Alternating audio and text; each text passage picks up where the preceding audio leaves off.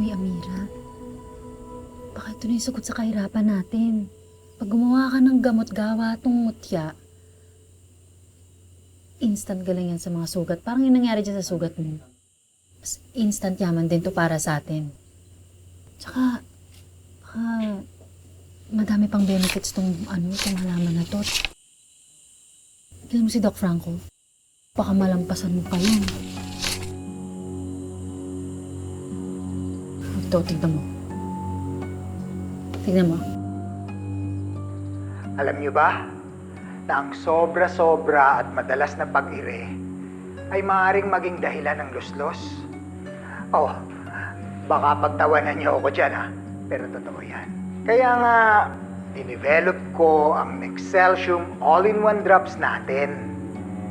3 patak a day keeps the sakit away. Oh, gusto niyo magkaluslos? Nexcelsium na.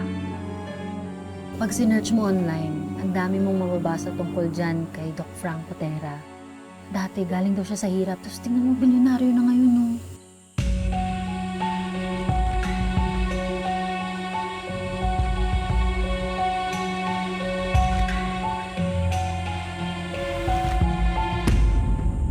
Yan yung binibenta ni Kapitana Mercy.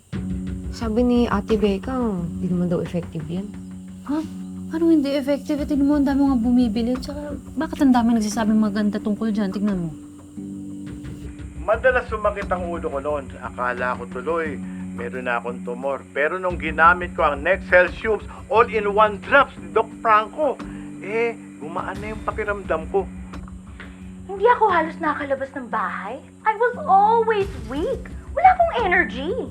But now, I'm ready for what's next. Dahil sa Nexcelsium All-in-One Drop. Tingnan mo nga yan, ang daming bumibili. Paano pa kaya pag nakagawa ka ng gamot na gawa dito sa mutya? Bestie, huwag mo kalimutan ha. Pag yumaman na kayo. Ikaw pa ba, bestie? Hindi kita makakalimutan. No? Basta, bilisan lang to ni Amira. Bilisan mo pag-aaral dito, ha? Tsaka huwag mo palampasin tong chance na to.